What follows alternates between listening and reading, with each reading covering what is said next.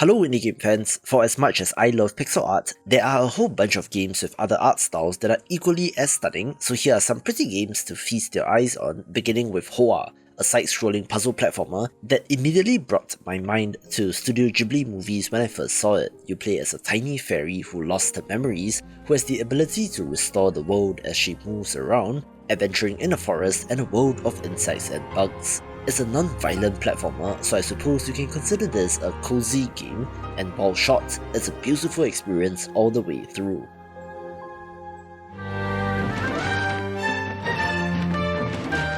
A more recent game which looks unique and has mechanics and story to match is Card Shark, a title in which you are attempting to swindle your way into French high society by cheating at cards. Gameplay-wise, it's more adventure game-like, since, for example, you had to work with your mentor to cheat, peeking at his opponent's cards and then signaling to him what they had, with the different scenarios and ways to cheat being fascinating.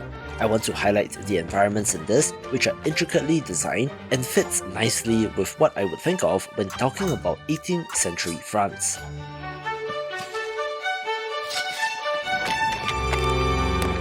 French artist Mobius has had an outsized influence in art, which is bleeding into video games since there have been a number of games inspired by his work, the key example here being Sable, a coming-of-age exploration puzzle game in which our heroine crosses mesmerizing landscapes. It really is a beauty to behold, with the intentional low frame rate animation of the character being an interesting choice as well, but if you love exploration in games, this is one to get. Speaking of which, the developers have worked with UK publisher Lost in Cult to release an art book for the game, so if interested, pick it up via my affiliate link below.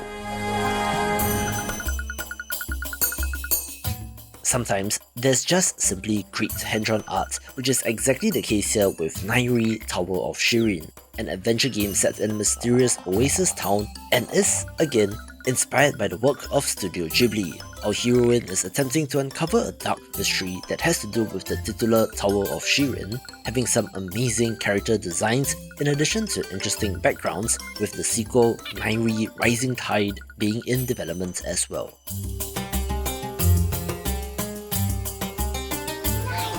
We'll have fun, the two of us. A newer release from this year is Dordogne, which is the name of a region in France in which our protagonist is attempting to relive her childhood memories of those long summer days spent with grandma while she was on vacation.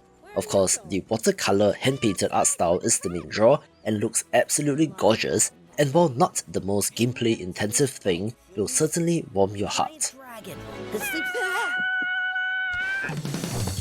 Hand-drawn art often goes hand in hand with cartoony characters, with one of the best examples being Lost in Play, a point-and-click adventure game that follows the inquisitive minds of young children while using their imaginations, getting lost in their own worlds and the adventures within. It really looks top-notch and is comparable to shows that you will find on Cartoon Network, Disney Channel or Nickelodeon, and is a fantastic adventure game to boot.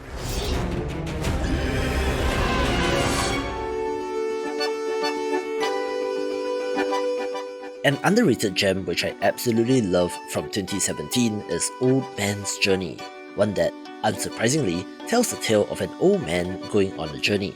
However, the variety of locations that he visits, as well as clever use of parallax scrolling in the environments to simulate rolling hills, for example, is great, and it's a pretty emotional tale as well, as the trials and tribulations of the characters are revealed through the course of the game.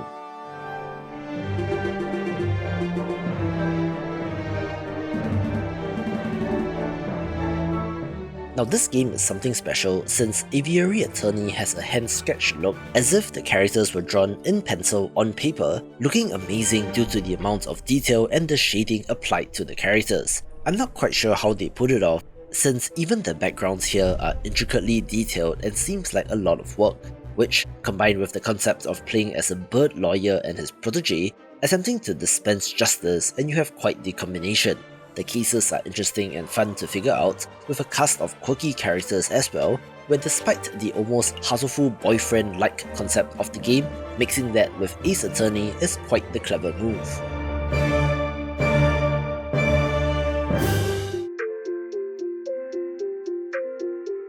Another recent beautiful game is Melatonin, a rhythm game about merging dreams and reality with a pleasant pastel pink and purple colour scheme. The rhythm minigames here are fun and have so much more variety than a note highway, being rhythm heaven-like in nature and is one of the best games in the genre.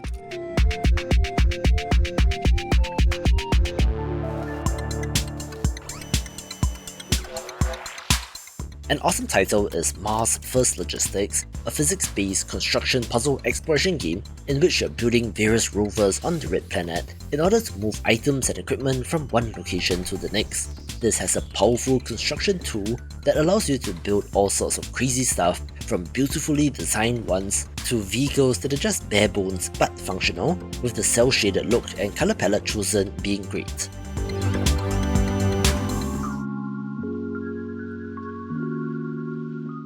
Okay, so this game is not indie, but I wanted to give Shin-chan, me and the professor on summer vacation, the endless 7-day journey a shout out, not only because of the hilariously long name, but because it's a really pretty game that stars the mischievous Crayon Shin-chan, which is a character from a very popular manga, and apparently has a TV series that is still ongoing with over 1,000 episodes. It's an interesting life sim game about summer in the Japanese countryside where Shin-chan can go and do things like catch bugs, fish, grow vegetables, eat meals, take a bath, or just run around and play, and it's a wonderful reminder of how carefree children can be, which is just a wonderful experience, aided of course by the beautiful art, especially in the backgrounds and clouds.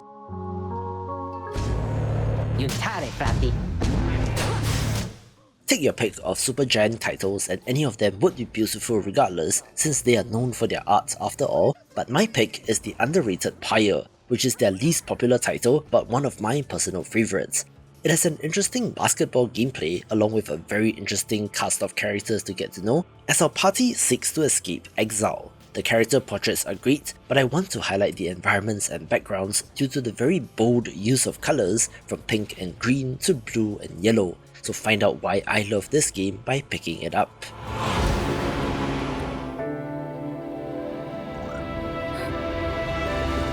Another very pretty game that I love is the Cozy Spiritfarer, one in which you essentially play as Charon, guiding spirits to their final resting place in the afterlife, but having to help them let go from past traumas first. There's cooking and fishing and a whole management life sim aspect, along with interesting use of platforming and exploration, with awesome animations in particular.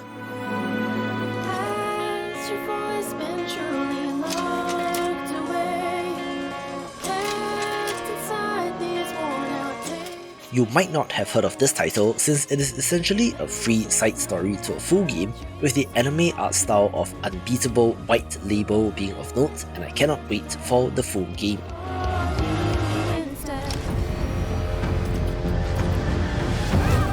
Of the moody walking platformers from Limbo to Inside, my pick for the most beautiful one would be the recently released Planets of Lana. Yes, for the most part, you're moving from left to right, with some mild platforming and puzzle sections along the way. But the appeal of this game has to be the worlds and locations to explore. It tells an epic sci-fi saga across centuries and galaxies, with the desert portion of this in particular looking excellent.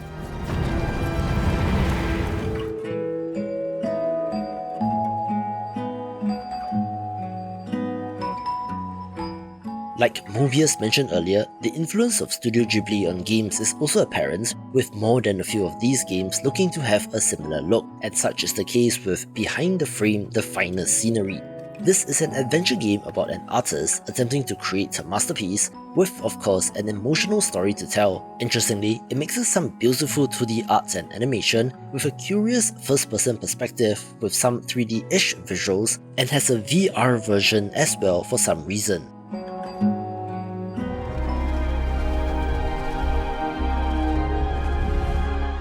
The poster child for beautiful non-pixel art games has to be Gris, a game that, 5 years after release, I'm still not confident in pronouncing, but it's an emotional platformer about a girl who experiences trauma.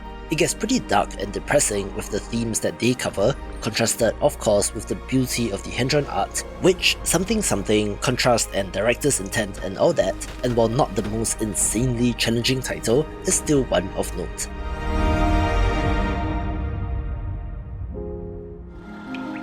Surprise! The beautiful hand-drawn art style is more commonly associated with adventure games, but how about Hollow Knight for a change of pace? The insanely popular Metroidvania is the way it is for good reason, but I want to focus on the art in particular. There's an astonishing amount of detail in the backgrounds and environments, especially in areas like the White Palace or Fungal Wastes, with a very interesting use of colour as well, with the different areas generally tinged one way or the other, from the blue of the City of Tears to the green of Green Path to the pink of Crystal Peak, not to mention the terror of Deep Nest when you first get there, each being distinct and memorable, and is a clever trick for developers to pick up. Whoa! Hello. Ghost trees, zombies, all these aliens? There's some weird stuff in Radlandia. Just ask Mike. I know, I largely cover indie games, but there's another not so indie title that I have to mention in Ollie Ollie World, since it ditched the pixel art of 1 and 2, replacing it with a radical new look that sure seems like Adventure Time to me. I don't think it has sold gangbusters in terms of numbers, at least on PC, but the world and creatures here just remind me of the legendary cartoon, even having ice cream cone people for example, with it having an interesting 2.5D look that is awesome. So don't delay. Come shred by the sea. Chase a bee. Meet a tree. Take a trip to Radlandia and achieve. Art styles make games, so it will be no surprise that Cuphead gets top billing, since the 1930s inspired rubber hose animation sure is distinct and unique, immediately grabbing attention when just a few seconds of it was shown off and a sizzle reel during one of those E3 press conferences, and the rest is history. But if you want to have a peek at the pretty squares, check out this video for upcoming pixel art games.